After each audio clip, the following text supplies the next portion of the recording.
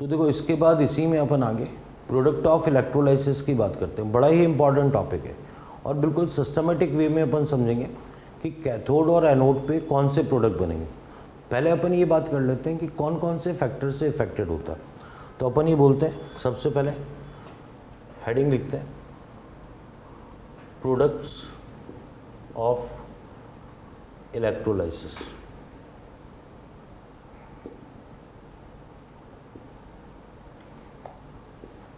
पहली बात करते हैं अपन फैक्टर्स इफेक्टिंग।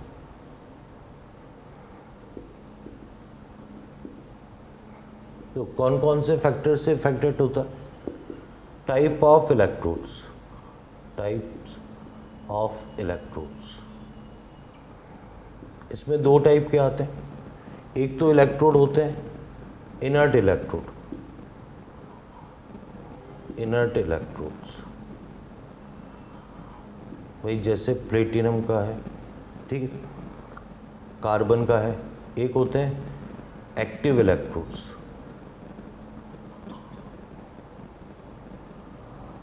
जैसे कि क्या है, इसके अंदर कॉपर है, सिल्वर है, मतलब इनको अपन सेल्फ इलेक्ट्रोड्स भी बोलते हैं।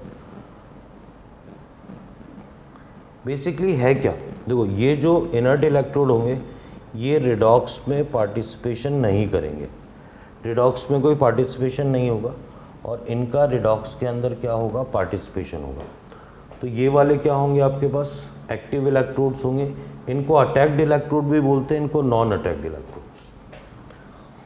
दूसरी जो आपके पास बात आती है जिस फैक्टर्स पे ये इफेक्ट करता है वो होता है कंसंट्रेशन ऑफ सॉल्यूशन। कैसे होगा ये एग्जांपल से समझेंगे अपन। एक अपन बात करेंगे इलेक्ट्रॉन चार्ज, चार्ज बोल लो या करंट बोल लो, इलेक्ट्रॉन करंट डेंसिटी। फिर फोर्थ बात करेंगे अपन डिस्चार्ज पोटेंशियल, डिस्चार्ज पोटेंशियल, ठीक। तो मेनली क्या है, जो प्रोडक्ट ऑफ इलेक्ट्रोलाइसिस है वो इन पे डिपेंड करते हैं। पर जो अपन पढ़ने वाले हैं सिस्टमेटिक वे में, जो अपन स्टडी करने वाले हैं, तो उसके लिए अपन क्या है, कुछ रूल्स बना देंगे, कुछ रूल्स बना देंगे। तो रूल के अंदर फर्स्ट आएगा, इफ टू और more than two cations are present, then the cation which has lower position in ECS will deposit it first on cathode। देखो जो एनायन होगा वो किस पे डिपॉजिट होगा, कैथोड पे डिपॉजिट होगा। तो इसके लिए क्या है, ECS की सीरीज़ आपको याद होनी चाहिए।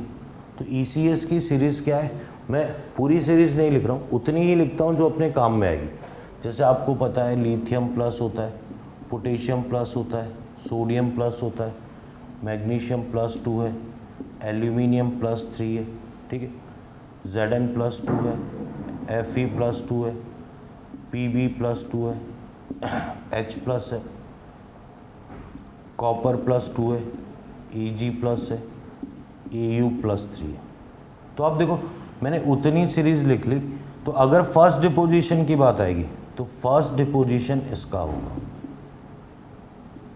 ठीक। एनायंस जो डिपोजिट होंगे, एनायंस आर डिपोजिटेड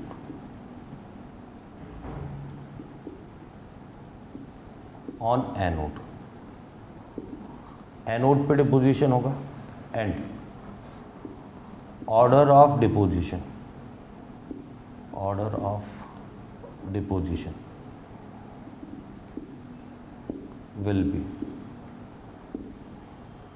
देखो ऑर्डर ऑफ डिपोजिशन क्या होगा, ये होगा आपके पास SO4 - 2 NO3 माइनस, ठीक है।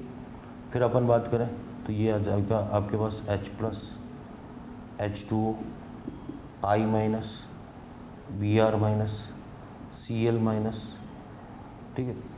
तो इसकी बात करें अपन तो अपने को I माइनस सबसे नीचे आएगा, सॉरी इसका ऑर्डर सही करते हैं अपन।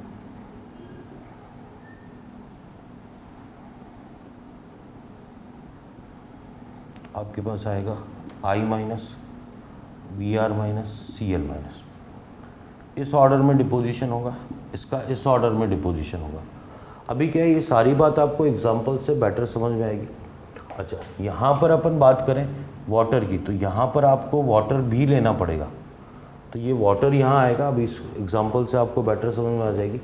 यहाँ पर जैसे ये वाटर डी है, प्रोडक्ट क्या बनेंगे, लिथियम प्लस से लिथियम बन जाएगा, के प्लस से पोटेशियम, सोडियम प्लस से सोडियम, मैग्नीशियम प्लस 2 से क्या बन जाएगा, मैग्नीशियम, एल्यूमिनियम। इससे क्या बनेगा आपके पास, देखो कैथोड पे क्या होता है, हमेशा जो प्रोसेस होगा वो रिडक्शन का होगा। तो H प्लस से ये क्या बनेगा, H2 बनेगा, और साथ में क्या निकलेगा, OH माइनस, ठीक है। फिर Zn प्लस 2 से जिंक, Fe प्लस 2 से Fe, Pb प्लस 2 से Pb, H प्लस से H2। तो बहुत ईजी से प्रोडक्ट है। SO4 माइनस 2 के प्रोडक्ट की बात करें तो SO2 एंड O2 बनेगा, इससे NO2 प्लस O2 बनेगा, इससे फिर H2 बनेगा। इसका यहाँ पर हमेशा क्या होगा, ऑक्सीडेशन, तो O2 प्लस H प्लस बन जाएगा, Cl माइनस से Cl2 बनेगा, Br माइनस से Br2, और I माइनस से I2 बन जाएगा। मैं यहाँ पर थोड़ा छोटा लिख दिया है मैंने, इसको ढंग से लिखता हूँ। यहाँ पर H2O होगा और इसका रिडक्शन होगा, तो रिडक्शन का प्रोडक्ट क्या बनेगा, H2 प्लस OH माइनस। ये भी बड़ा इम्पॉर्टेंट है, ये दोनों ही इम्पॉर्टेंट है। देखो ये किस ऑर्डर में डिपॉजिट होंगे, पहले जो नीचे होगा वो पहले डिपॉजिट होगा। बाकी आपको मैं सीरियसली बता रहा हूँ, सारी बात बहुत बेहतर समझ में आएगी एग्जाम्पल से। आपको ये सीरीज़ मेमोराइज करनी है, ये कैटायन का है और ये एनायन का है। तो आपको मैं जैसा बोल रहा हूँ, अभी जब आप ये याद करेंगे सीरीज़, ये अपन ऑलरेडी याद कर चुके हैं। अगर मैं इसकी बात करूँ तो सीधा सा कंसेप्ट है भैया, इसको याद करना है, आपको मेमोराइज करना है, इसको मेमोराइज ही करना पड़ेगा। तो आप क्या है, बहुत इजीली पीएच पे क्या इम्पैक्ट आएगा, सारी बात आप बहुत ढंग से समझा पाएंगे। तो अभी अपन क्वेश्चन की फॉर्म में देखते हैं, उससे आपको बहुत बेहतर समझ में आएगा कि सर किस प्रोडक्ट की बात कर रहे हैं और इलेक्ट्रोलाइसिस में क्या क्या बनेगा। तो उसको देखते हैं अपन। तो आप देखिए, इसको यूज़ में आपको भी हो सकता है बहुत बेहतर समझ में नहीं आया हो, पर अभी क्वेश्चन की फॉर्म में आपको समझ में आ जाएगी कि सर क्या कहना चाहते हैं। आप ध्यान दो, आपको क्वेश्चन ये दिया गया, क्वेश्चन ये क्या दिया गया, give the products of electrolysis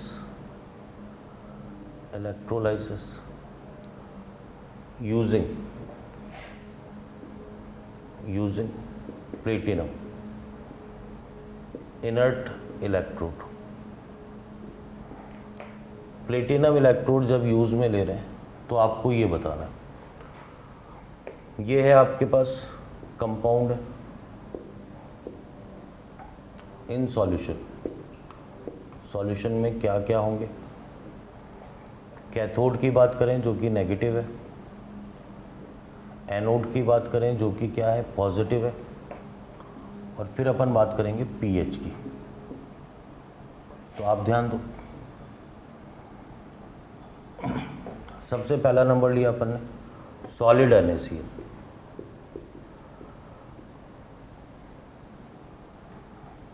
दूसरा लिया अपन ने फ्यूज्ड NaCl,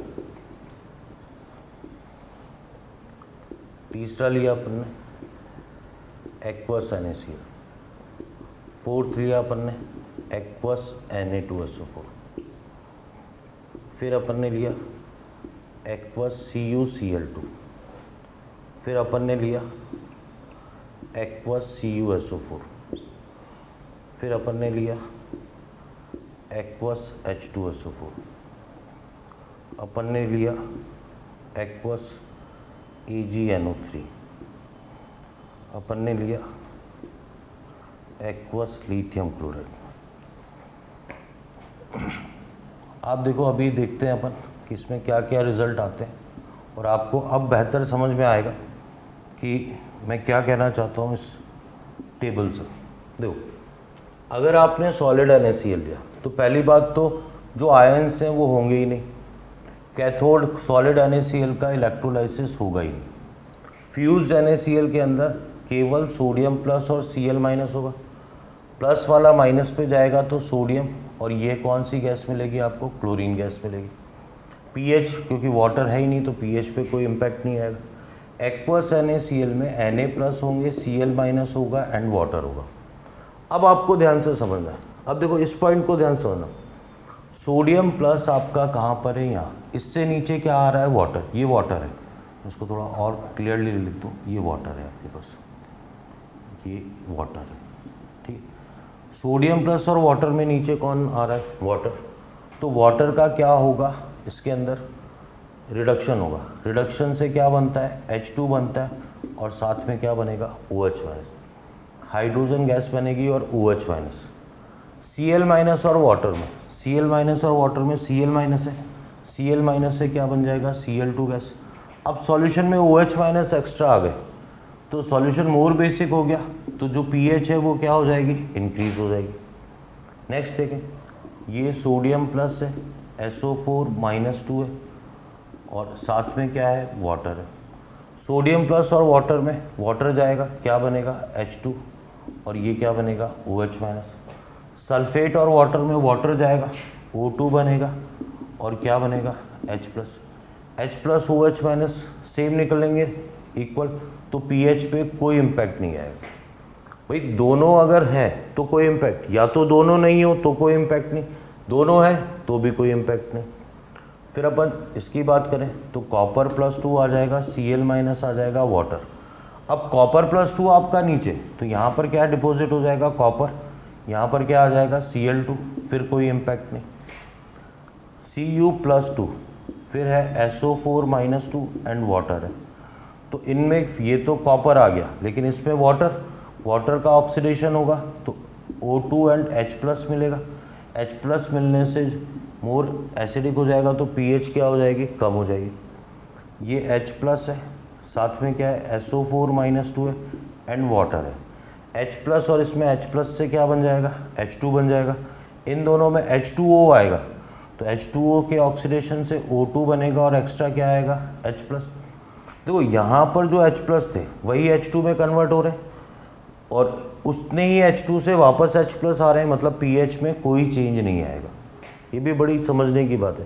भाई जो H प्लस H2 में जा रहे थे, बाद में उतने ही आपको क्या मिल रहे हैं, H प्लस, इसलिए इसके pH में कोई चेंज नहीं आएगा।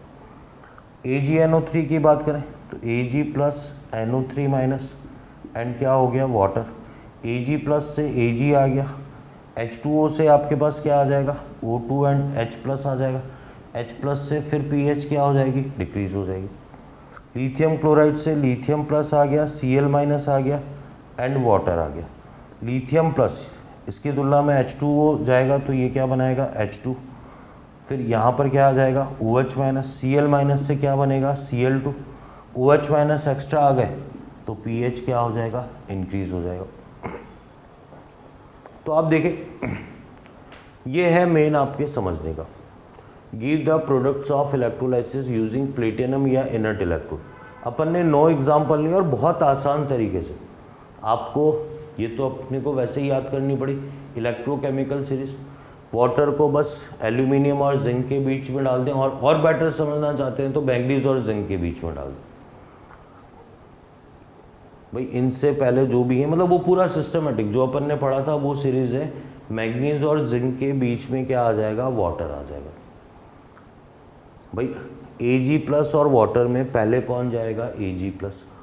कॉपर प्लस 2 और वाटर में पहले कौन डिपॉजिट होगा, कॉपर। किसका रिडक्शन होगा, कॉपर का। H प्लस और वाटर में इसका, Zn प्लस 2 और वाटर में इसका, या बीच में और भी एलिमेंट्स है तो उनका पहले क्या होगा, रिडक्शन होगा। इसी तरीके से इसमें ये आपको नहीं याद करनी, तो इसके अंदर क्या होगा, I माइनस पहले, Br माइनस, Cl माइनस, तो इन सब का क्या होगा, ऑक्सीडेशन। और बहुत ही आसान, वाटर का जब रिडक्शन करोगे तो H प्लस से H2, साथ में क्या और बनेगा, OH माइनस। वाटर का जब ऑक्सीडेशन करोगे H2O के साथ में O2 और साथ में क्या बनेगा, H प्लस। तो इस तरीके से pH पे इम्पैक्ट भी अपन बता सकते हैं। कोई सा भी एग्जाम्पल उससे मैच करके देख लें तो इस तरीके से आपको प्रोडक्ट ऑफ इलेक्ट्रोलाइसिस बताने, ठीक है। ओके, आगे बढ़ते हैं अपन।